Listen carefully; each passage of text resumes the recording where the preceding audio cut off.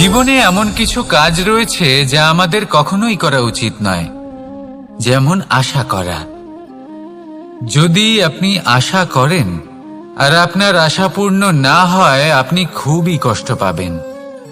এবার আপনি যদি প্রতীক্ষা করেন, করতেই থাকেন, আর সেই ব্যক্তি যদি না আসে, তাহলেও খুব কষ্ট পাবেন।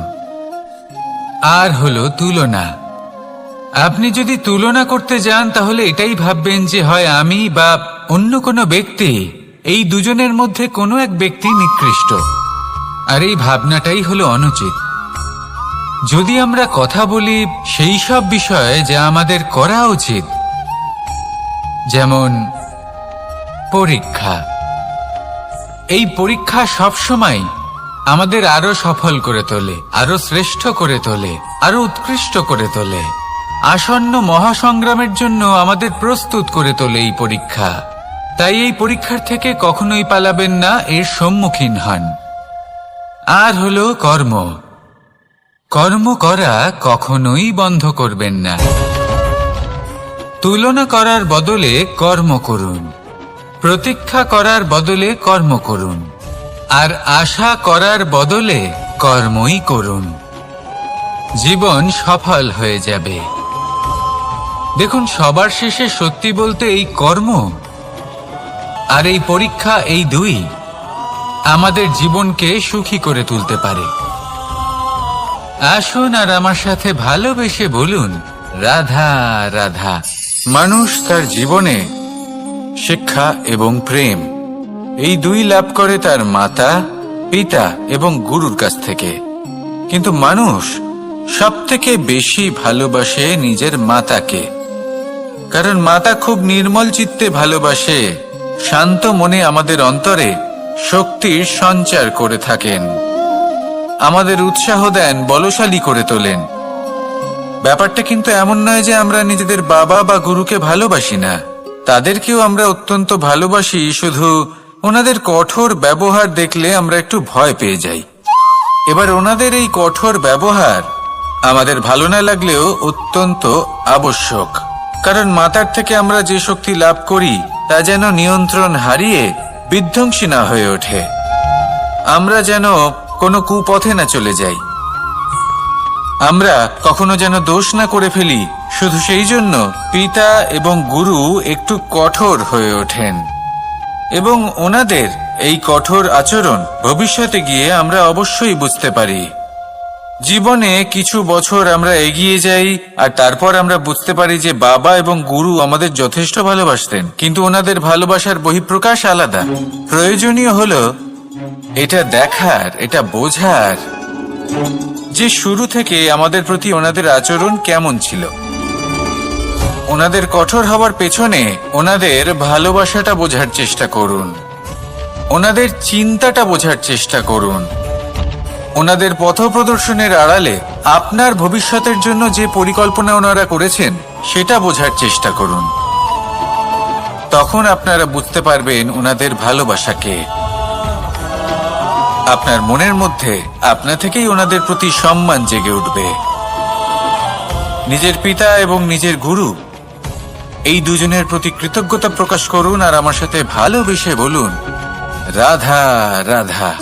আমি অনেক সংখ্যক মানুষকে দেখেছি, তাদের কাছে অত্যাধিক জ্ঞান আছে, শিল্প আছে, ধন আছে, কীর্তি আছে, কিন্তু তারা এই সব কিছু নিজেদের কাছেই রাখেন, এই সমাজে বিতরণ করেন না। কারণ হলো ভয়। ওনাদের মনে হয় যে যদি আমি এই সব কিছু সমাজে বিতরণ করি, তাহলে সমাজ আমার শিল্প হোক, ধন হোক, জ্ঞান হোক, কীর্তি হোক, সবকিছু চুরি করে নিয়ে যাবে, আর তার বদলে আমি কিছুই পাবো না।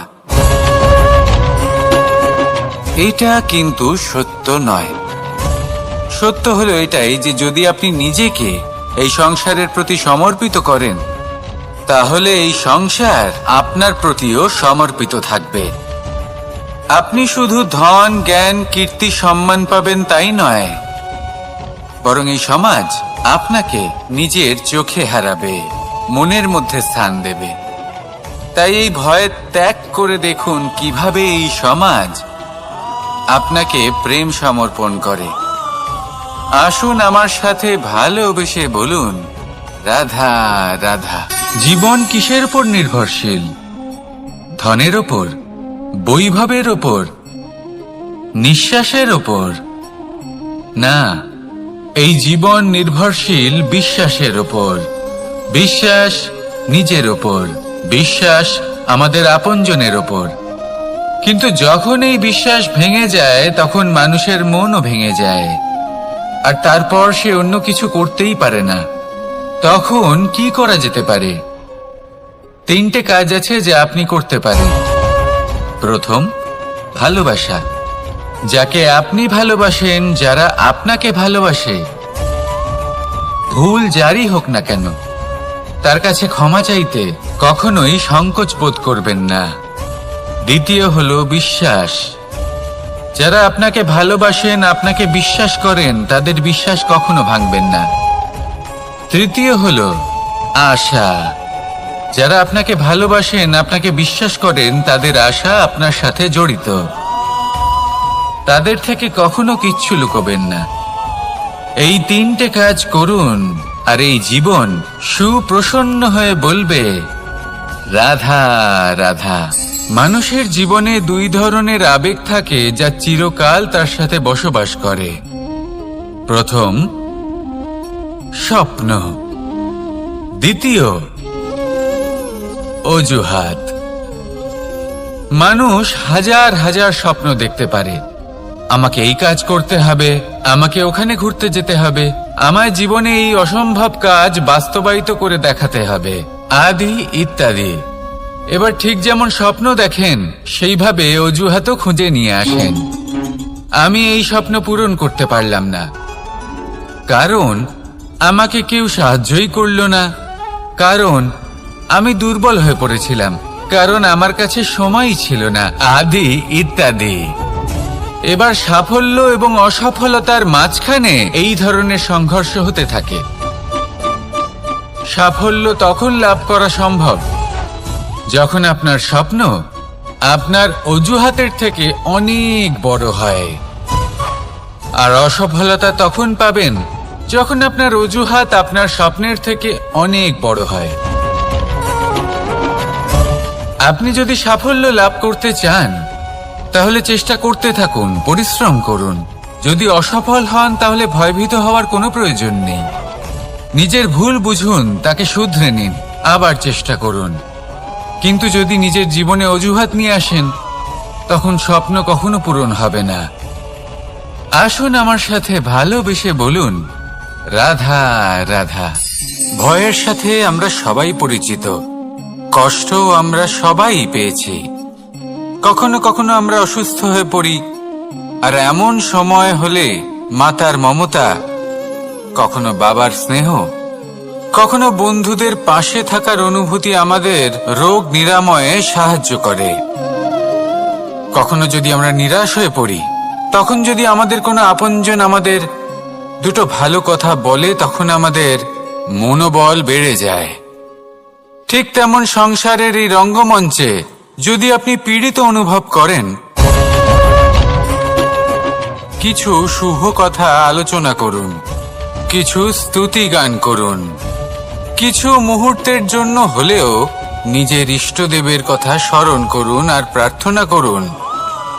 সাহস বাড়বে, শক্তিও বৃদ্ধি পাবে, এবং সামনে এগিয়ে চলার পথও দেখতে পাবেন। তখন এই মন প্রসন্ন হয়ে বলবে, রাধা রাধা। কখনো কখনো অন্ধকারের সাথে লড়াই করার জন্য আমরা প্রদীপ জ্বালাই। এতে প্রথমে সলতে রাখি, তারপর তেল ঢালি, তারপর আগুন জেলে এটা প্রজ্বলিত করি। তারপর একটা সময় আসে যখন এই প্রদীপ নিভে যায়। কারণটা কি? কারণ কি এটা যে প্রদীপের প্রকাশমান হওয়ার ক্ষমতা সমাপ্ত হয়েছে? না, এই যে আগুন আমরা দেখতে পাচ্ছি, এই আগুনের জন্য যে শক্তির প্রয়োজন হয় তা আসে এই তেল থেকে। যদি এই তেল সমাপ্ত হয়ে যায়, তাহলে এই প্রকাশ তাও সমাপ্ত হয়ে যায়। আর আমাদের জীবনে এই তেল হলো আমাদের কর্ম, আর এই আগুন আর এর দ্বারা উৎপন্ন হওয়া প্রকাশ আমাদের ভাগ্য। যত আমাদের কর্ম ক্ষীণ হতে থাকবে, আমাদের ভাগ্য সৌভাগ্য কোথাও না কোথাও লুপ্ত হয়ে যাবে। যে উজ্জ্বল ভবিষ্যৎ আমরা চাইছি তা কখনো লাভ করতে পারবো না যদি কর্ম না করি। ঠিক যেমন তেল ছাড়া অগ্নি উৎপন্ন হয় না, তেমনি কর্ম ছাড়া সৌভাগ্য হয় না। আর যেমন কর্ম তেমন ভাগ্য। তাই সব সময় কর্ম করতে থাকুন, কর্ম করা থামাবেন না। আর আমার সাথে ভালোবেসে বলুন, রাধা রাধা। জীবনে তিনটি বিষয় আছে, তিনটি বস্তু আছে, তারা যেন আপনাকে কখনো বশে না করে নিতে পারে। প্রথম হলো ধন। ধন যতক্ষণ আপনি ব্যবহার করতে থাকেন, যতক্ষণ তা আপনার কাজে আসছে, ততক্ষণ ঠিক আছে, এই ধন আপনার কাছে অমৃত। কিন্তু যখন এই ধন আপনাকে ব্যবহার করতে শুরু করে, বুঝে যাবেন যে আপনার পতনের সময় শুরু হয়েছে। দ্বিতীয় বিষয়, ফেলে আসা অতীত। যাই করুন, আপনি অতীত পাল্টাতে পারবেন না, আর এই সত্যিটা আপনিও জানেন। কিন্তু তাও এর বশবর্তী আমরা হয়ে পড়ি। আর যখন তাই হয়, তখন এই সংসারে আমরা যেখানেই যাই না কেন, যত বড়ই সুখ লাভ করি না কেন, সেই সব আমাদের কাছে তিক্ত বলে মনে হয়। তৃতীয় বিষয়, আপনার আশেপাশের মানুষ ভিন্ন ভিন্ন ধরনের মানুষ হয়, যাদের চিন্তা ভাবনা এবং দৃষ্টিভঙ্গি ভিন্ন ভিন্ন প্রকারের। যদি এদের বশবর্তী আপনি হয়ে পড়েন, তাহলে কেউ বলবে এটা করো, এটা ভালো। কেউ বলবে এটা করো না, ওটা করো, ওটা ভালো কাজ। কেউ বলবে এই দুটোই করো না, অন্য কিছু করো। এই কথাগুলিতে আপনি এতটাই জড়িয়ে পড়বেন যে আপনি লক্ষ্যভ্রষ্ট হয়ে পড়বেন। তাই এই তিন বিষয় থেকে সাবধানে থাকবেন। যদি কোনো কিছু বশ করতে হয়, তাহলে আপনাকে বশ করতে হবে আপনার আজকে, নিজের বর্তমানকে। এটা খুব প্রয়োজনীয়। এটা ভাববেন যে এই সময়ের সদ্ব্যবহার আমি কিভাবে করব, সময়কে শাসন কিভাবে করব, ওই কর্ম কিভাবে করব যাতে ভবিষ্যতে কখনো আমার আফসোস না হয়, বরং এই সংসার আমাকে নিয়ে গর্ব করবে, সেই কর্ম করুন। আর যখন আপনি এটা শিখে নেবেন, তখন আপনি নিজেই নিজেকে প্রকৃত অর্থে ভাগ্যশালী করে তুলবেন। আসুন আমার সাথে ভালোবেসে বলুন, রাধা রাধা। অনেক সময় আমরা কারোর নীরবতাকে তার দুর্বলতা ভেবে বসি। হতেই পারে সেই ব্যক্তি উত্তর দিতে চাইছেন না, হতে পারে অন্য কোনো কারণ আছে যা আমরা বুঝতেই পারছি না। সেই জন্য তাকে দুর্বল ভেবে নেওয়া অনুচিত। দেখতে গেলে এই বিশাল সমুদ্র এও কিন্তু নীরব, শান্ত হয়। কিন্তু যখন সে রুদ্র মূর্তি ধারণ করে, তখন কি হয়? সমগ্র সংসারকে বিনাশের পথে নিয়ে যায় এই সমুদ্র, প্রলয় সৃষ্টি করে। সেই জন্য কারোর সহ্য শক্তিকে দুর্বলতা বলে মনে করবেন না। কারণ যদি এই নীরবতা নিজেকে ভেঙে বেরিয়ে আসে, তাহলে তা বিনাশের সমস্ত সীমা পার করে যেতে পারে। তাই এই নীরবতাকে সবসময় বুঝুন, সবসময় একে সম্মান করতে শিখুন। আর আমার সাথে ভালোবেসে বলুন, রাধা রাধা। কখনো কোনো চাতক পাখিকে দেখেছেন? কথায় আছে যে বছরে মাত্র একবার সে তার তৃষ্ণা মিটিয়ে থাকে, আর তাও আকাশে ভেসে থাকা মেঘের দ্বারা ঘটানো বৃষ্টির জলের ফোঁটা থেকে। আর কোথাও থেকে সে তার তৃষ্ণা পূরণ করে না। সারা বছর সে নিদারুণ গরম সহ্য করে, তীব্র শীতও সহ্য করে, শুধু এই আশা নিয়ে যে বছরে একবার অন্তত সেই মেঘের ঘন ঘটা হবে, বৃষ্টি হবে, আর সে তার তৃষ্ণা নিবারণ করবে। এটা আসলে কি? এটা আসলে বিশ্বাস। সেই বিশ্বাস যে বছরে একবার সেই মেঘ আসবে তৃষ্ণা নিবারণ করতে। যেমন দেখুন, একটা সূর্যমুখী ফুল সারা রাত অন্ধকারের সাথে যুদ্ধ করে, কারণ তার বিশ্বাস যে ভোরবেলায় সূর্য তাকে অবশ্যই দর্শন দেবেন। সেটাও বিশ্বাস ছিল যার উপর ভরসা করে মনু একটা নৌকা নিয়ে বেরিয়ে পড়েছিলেন এবং সমস্ত সৃষ্টিকে প্রলয়ের হাত থেকে বাঁচিয়েছিলেন। সেটাও ছিল ভালোবাসার প্রতি বিশ্বাস, যার উপর ভরসা করে বানর এবং ভাল্লুক সেনা নিয়ে শ্রীরাম আক্রমণ করেছিলেন সমস্ত বরদানপ্রাপ্ত অসুরগণ এবং রাক্ষসগণের লঙ্কায় এবং জয় লাভ করেছিলেন। এই বিশ্বাসই হল এই বিশ্বের আশা। বিশ্বাস রাখুন যে আপনি হলেন সর্বশ্রেষ্ঠ এবং শুধুই নিজের কর্ম করতে থাকুন। এই বিশ্বাসের আশাই আপনাকে প্রতি মুহূর্তে বল প্রদান করবে। এ হলো আমার বিশ্বাস। আসুন আর আমার সাথে ভালোবেসে বলুন, রাধা রাধা। যোগাসন। যোগাসনে আসন অত্যন্ত গুরুত্বপূর্ণ। এবার আমি বলবো সবথেকে শ্রেষ্ঠ আসন কোনটি। আশ্বাস। নিজেকে আশ্বস্ত করতে থাকুন যে আমি আছি, সব ঠিক হবে, যা হচ্ছে ভালোর জন্য হচ্ছে। এই আশ্বাস আপনাকে জীবনে এমন ধনাত্মক বিশ্বাস দেবে যে আপনি বড় বড় সমস্যার সমাধান করতে পারবেন। এবার যদি কথা বলি সবথেকে কঠিন সময়ের, তাহলে সেটা হলো বিচ্ছেদের। যা মা সীতাকে সহ্য করতে হয়েছে শ্রীরামের জন্য, রাধা কৃষ্ণকেও সহ্য করতে হয়েছে। যে ব্যক্তি বিচ্ছেদের সময় সঠিক পথে চলে এসেছে সে জীবনে অনেক শ্রেষ্ঠ স্থানে অবশ্যই পৌঁছতে পারবে। এবার যদি কথা বলি সবথেকে জরুরি এবং গুরুত্বপূর্ণ সময়ের, তাহলে সেটা হলো সংযোগ। সকলকে সাহায্য করতে থাকুন। আপনি অন্যদের সাহায্য করে তাদের যত আনন্দ দিতে পারবেন ততটাই আনন্দ আপনারও জীবনে অবশ্যই আসবে। আসুন আর আমার সাথে ভালোবেসে বলুন, রাধা রাধা। সংসারে সকলে উঁচুতে উঠতে চায়, কেউ নত হতে চায় না। সবাই এটা মনে করে যে নত হওয়ার অর্থ হলো তাদের আত্মসম্মান এবং অহংবোধের বিরুদ্ধাচরণ করা। তাদের মনে হয় যে যদি আমরা নত হই সংসার আমাদের দুর্বল মনে করবে, তাদের শৌর্য এবং তাদের ব্যক্তিত্বের অপমান হবে। কিন্তু এটা কি সত্যি? প্রত্যেকবার নত হওয়ার অর্থ কি সম্মানহানি হওয়া? কখনোই নয়। আপনি নিজের জীবনকেই দেখে নিন। আপনার কোনো অমূল্য জিনিস যদি নিচে পড়ে যায় তাহলে তাকে কিভাবে তোলেন? সেই বস্তুকে তোলার জন্য আপনাকে নত হতেই হবে। আপনি বড়দের আশীর্বাদ কিভাবে লাভ করেন? আপনি নত হয়ে তবেই তাদের আশীর্বাদ লাভ করতে পারেন, তাই না? ভেবে দেখুন, আপনি একটা পথে হাঁটছেন, আপনি দেখতে চাইছেন যে আপনি সঠিক পথে হাঁটছেন কিনা, পায়ের নিচে কাঁটা পড়ে আছে কিনা। কিভাবে দেখবেন? আপনাকে সেই মাথা নত করেই দেখতে হবে। এর অর্থ কি? অর্থ খুব সহজ।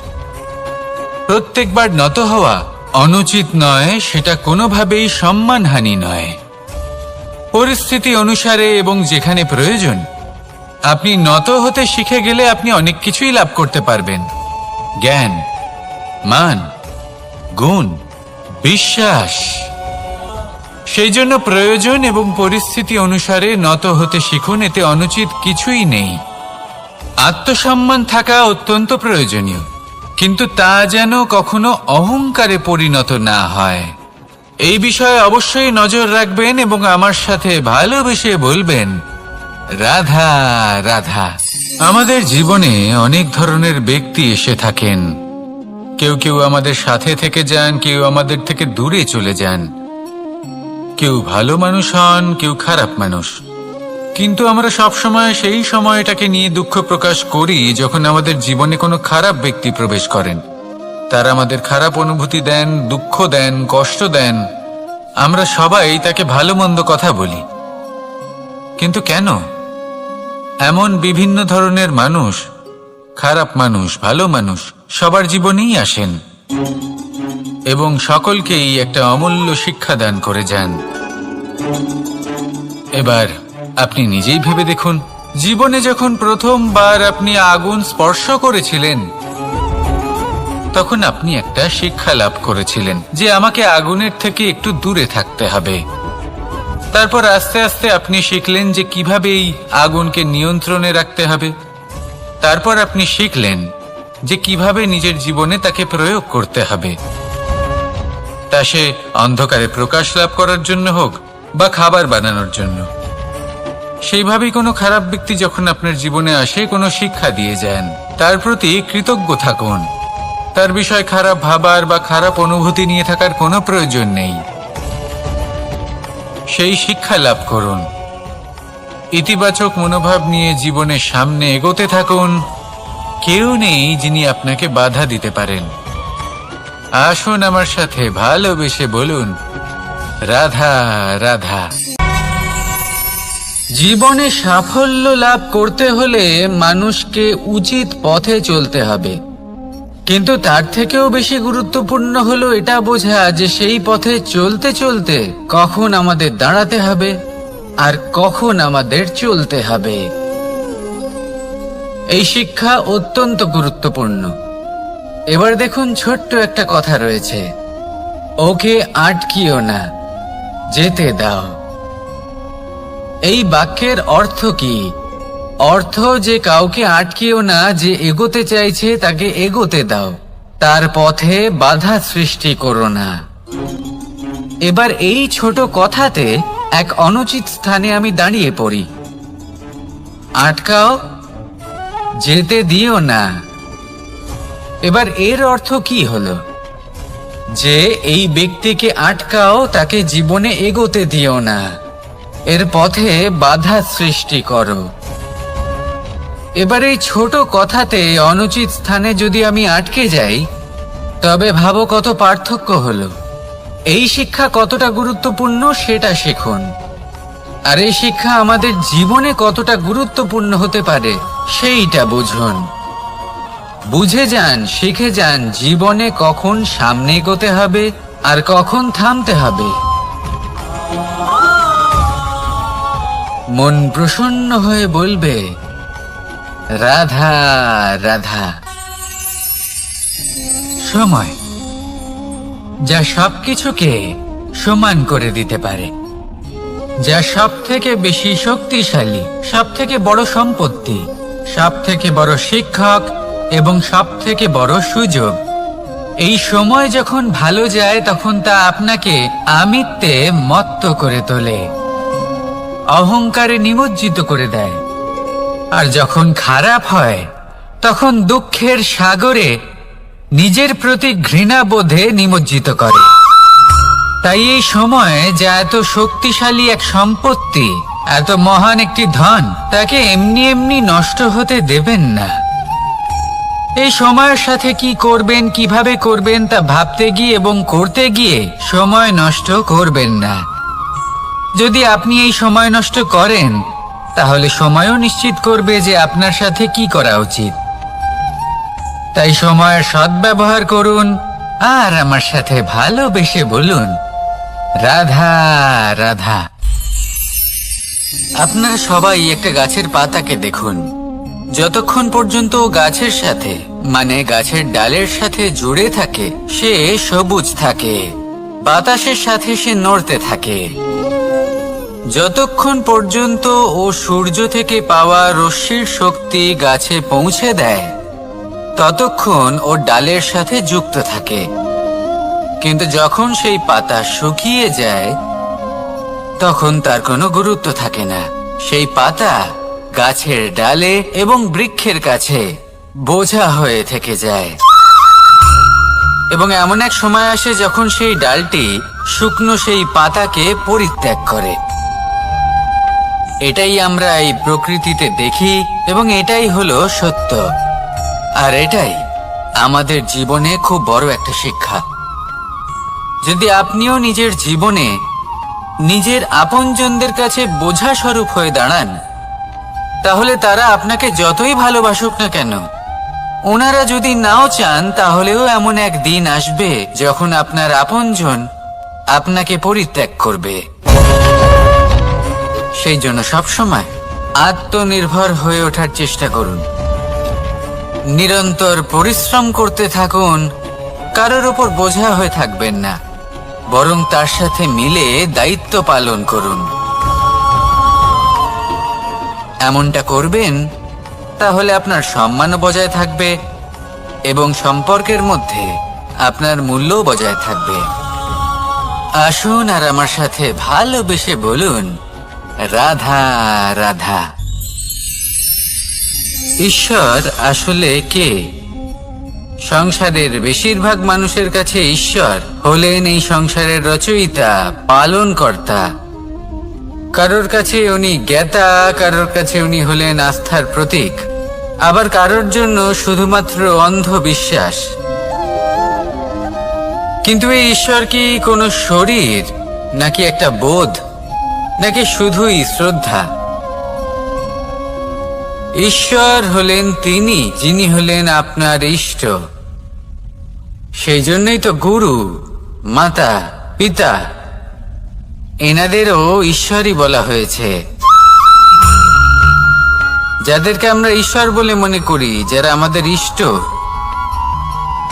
তারা আমাদের একটি পথ দেখান, একটি দিকে চালিত করেন। সেই পথে চলে আপনি শুভ কর্ম করতে পারেন।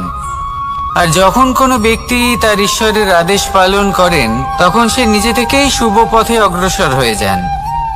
বেশ কয়েকজন মানুষ ঈশ্বরের ওপর আস্থা রাখেন এবং ভাবেন যে অনুচিত কোনো কাজ করা উচিত নয়, ঈশ্বর দেখছেন। ওনারা ভয় পান যে কোনো অনুচিত কর্ম করলে কে জানে তার পরিণাম কি হবে।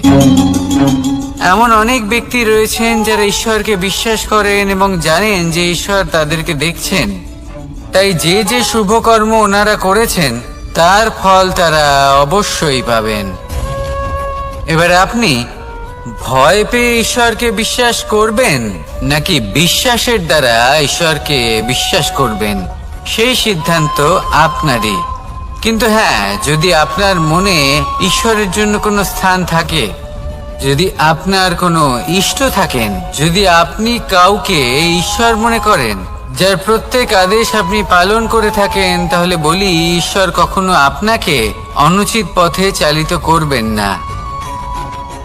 আসুন আমার সাথে ভালোবেসে বলুন, রাধা রাধা।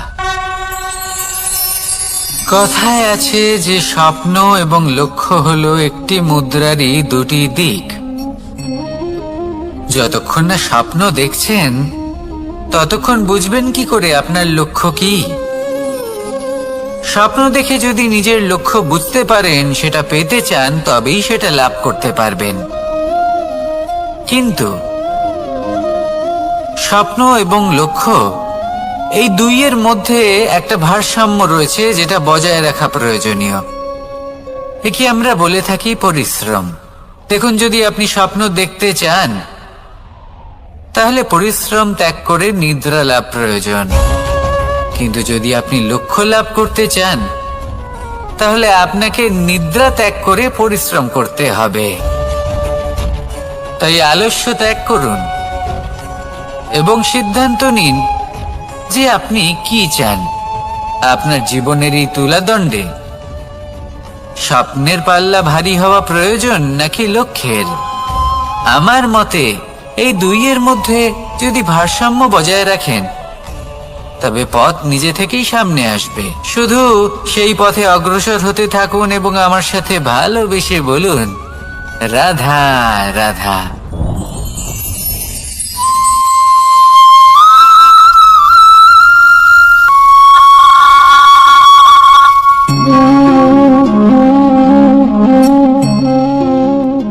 মোহনের বাঁশির এই সুর, এই সঙ্গীত কার না পছন্দ হয়?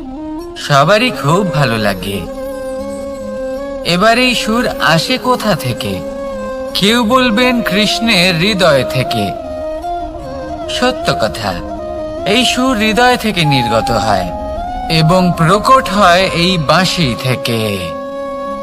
এই বাঁশিটাকে দেখুন, এই ছিদ্রগুলি দেখুন, প্রত্যেকটা সুর থেকে নিজস্ব একটা স্বর নির্গত হয়। এবার যে ব্যক্তি এই সমস্ত সুর এবং স্বর বুঝতে পারেন, এতে নিপুণ, তিনি এই বাঁশির দ্বারা যে সুর নির্গত করবেন তা তো মধুর অবশ্যই হবে। এবার জীবনের সাথেও কিছুটা এরকমই ঘটে। জীবনের কিছু নীতি থাকে, অর্থ, কুটুম্ব এবং আধ্যাত্মিক। যদি জীবনের প্রত্যেকটা মুহূর্ত সুখময় হয় এরকম আপনি চান, তাহলে এই তিনটি নীতিতে আপনাকে নিপুণ হতে হবে। কোনো একটি বিশেষ নীতির প্রতি যদি আপনি বেশি ঝুঁকে পড়েন, তাহলে বাকি দুই নীতি থেকে যা সুখ লাভ করা সম্ভব তা পারবেন না। ধন অর্জন করতে হবে পরিবারের জন্য, পরিবারের সুখ মনের শান্তির জন্য, মনে শান্তির প্রয়োজন মনের শুদ্ধতার জন্য। যখন এই মন শুদ্ধ হবে, জীবন শুদ্ধ হবে, পবিত্র হবে, সুন্দর হবে এবং ভালোবেসে বলবে, রাধা রাধা। আমি রথে যাত্রা করি, তাতে বারবার পথে থামি আর দেখি যে আমি অনুচিত দিকে যাচ্ছি না তো, আমি উচিত পথেই যাচ্ছি তো। কারণটা কি? কারণ হলো যাতে আমি পথভ্রষ্ট না হয়ে যাই। জীবনযাত্রাতেও এটাই প্রয়োজন। জীবনযাত্রায় ভোগ বিলাসের পথে হারিয়ে যাওয়া খুব সহজ। বারবার থেমে আপনাকে দেখতে হবে, নিজেকে কিছু প্রশ্ন করতে হবে। আমি কি আজ সেই কর্মই করছি যেটা আমি করতে চেয়েছিলাম? আমি কি আজ সেই জীবন যাপন করছি যেমন আমি যাপন করতে চেয়েছিলাম? যদি এই প্রশ্নগুলোর উত্তর হ্যাঁ হয়, তাহলে এগোতে থাকুন, নয়তো থেমে যান এবং বিচরণ করুন। মনে রাখবেন, এই সংসার অত্যন্ত জটিল আর এতে হারিয়ে যাওয়া অত্যন্ত সরল। সেই জন্য নিজে থেকে বারবার থামা এবং জীবন চিন্তন করা অত্যন্ত আবশ্যক। তাহলে সেটাই করুন আর আমার সাথে ভালোবেসে বলুন, রাধা রাধা। এই সংসারে যখনই দুজন মানুষ একত্রিত হয়ে কোনো সমস্যার বিষয়ে আলোচনা করেন, তখন হয় সবার শেষে কোনো না কোনো সমাধান বের করেন বা কোনো না কোনো বিবাদ করেন। এই বিবাদ হলো মনুষ্য জীবনের সব থেকে বড় ঝামেলা, সব থেকে বড় সমস্যা। ভেবে দেখুন, এই বিবাদ কেন হয়? তখনই হয় যখন বার্তালাপ ঠিকমতো হয় না। আর বার্তালাপ ঠিকমতো কেন হয় না? কারণ বেশিরভাগ সময় মানুষ একটাই ভুল করে বসে। সামনের মানুষের কথা শোনেন, কিন্তু তার উত্তর দেবার জন্য, তার কথার মর্ম বোঝার জন্য নয়। কিন্তু যেদিন থেকে, যে মুহূর্ত থেকে আপনি এটা শিখতে শুরু করে দেবেন যে আমি অপরের কথা শুনবো, কিন্তু সেটা বোঝার জন্য, তাকে উল্টে জবাব দেবার জন্য নয়, সেদিন থেকেই বিবাদের সমাপ্তি ঘটবে আর বার্তালাপ স্পষ্ট হয়ে যাবে। দেখুন, হয় সামনের মানুষের কথা বুঝতে শিখুন বা নিজের বক্তব্য ভালোভাবে সামনের মানুষটাকে বুঝিয়ে বলুন। বার্তালাপ নাকি বিবাদ, আপনি কোনটা চান? সিদ্ধান্ত আপনার। আসুন আর আমার সাথে ভালোবেসে বলুন, রাধা রাধা। কাম, তৃতীয় পুরুষার্থ। এবার অধিকাংশ মানুষই কাম বলতে বিলাসিতা, বাসনা, লালসা মনে করে ফেলে। আসলে এমন কিছুই নয়। কামের বাস্তবিক অর্থ কি? কামের বাস্তবিক অর্থ হলো কামনা। প্রতিটা ব্যক্তি, প্রতিটা মানুষ, প্রতিটা জীব এই সংসারে কোনো না কোনো বিশেষ কারণে আসে। সেই কারণকে পূর্ণ করার জন্য কর্ম করাকে কাম বলে। এখন সেটা সবার জন্য ভিন্ন হতে পারে। কারোর কাছে সেটা জ্ঞান অর্জন করা হতে পারে, আবার কারোর কাছে নির্মাণ করা হতে পারে। কারোর জন্য পরিবারকে সঞ্চালন করা হতে পারে, আবার কারোর জন্য এই সংসার থেকে পাপ দূর করা হতে পারে। কিন্তু সবথেকে গুরুত্বপূর্ণ হলো যে মানুষ যেন নিজের কর্ম ঠিক করে, সম্পূর্ণ যত্ন নিয়ে করে। তৃতীয় পুরুষার্থ মানে এই কাম। এটার অনুচিত অর্থ নিজেকে বোঝানো মানেই সমগ্র জীবনকে অর্থহীন করে দেওয়া। তাই প্রেম দ্বারা আপনার এই সংসারে আসার কারণটাকে অনুসন্ধান করুন, আর এই প্রেমের সাথেই বলুন, রাধা রাধা। প্রেম 2.5 অক্ষর, মাত্র 2.5 অক্ষরের এই শব্দ প্রেম, এর মধ্যে ত্রিলোকের এবং সমগ্র ব্রহ্মাণ্ডের বীজ নিহিত আছে। এমন কি আছে যে এই প্রেম করতে পারে না? যেখানে শক্তি এবং বিদ্যা প্রয়োগ করে আপনি কিছুই করতে পারবেন না, সেটাও প্রেম দ্বারা অর্জন করা সম্ভব। প্রেম চাইলে পাথরেও ফুল ফোটাতে পারে। প্রেম চাইলে ন্যাড়া পাহাড়ের বুক চিরে নদীপথ তৈরি করতে পারে। চাইলে নিরক্ষর ব্যক্তিকে সংসারের শ্রেষ্ঠ জ্ঞানী করে তুলতে পারে। শুধুমাত্র এই প্রেমের জন্য সবার দুষ্টু কানাই ঘনশ্যাম হয়ে উঠেছিল। শুধুমাত্র এই প্রেমের টানেই ত্রিলোকের স্বামী দ্বারকাধীশ নির্ধন সুদামার পদসেবাও করেছিলেন। এই প্রেম হলো সংসারের সবথেকে বড় শক্তি। এই সংসারের আধার হলো প্রেম। এমন কিচ্ছু নেই যা এই প্রেমের পক্ষে সম্ভব নয়। যেখানে বিদ্যা এবং শক্তি সাহায্য করতে পারে না, সেখানে এই প্রেম আপনাকে জয়ী করে দিতে পারে। তাহলে আসুন আর আমার সাথে ভালোবেসে বলুন, রাধা রাধা। আমরা যখনই কোনো যাত্রায় যাব বলে মনে করি, তখনই আমরা প্রস্তুত থাকি আসন্ন বিপদের জন্য বা সংকটের জন্য। যেমন যদি আমাদের মনে হয় যে আজকের পরিবেশ খুব ঠান্ডা হবে, তাহলে আমরা গরম বস্ত্র ধারণ করি বা সেটাকে সাথে নিয়ে যাই। যদি মনে হয় যে বৃষ্টি হতে পারে বা বৃষ্টি হয়ে চলেছে, আমরা দেখছি, তাহলে আমরা একটা ছাতা সাথে নিয়ে নিই। আমরা প্রস্তুত থাকতে চাই এবং এটাই উচিত, এবং সেই কারণেই আমরা যাত্রায় সাফল্য লাভ করি।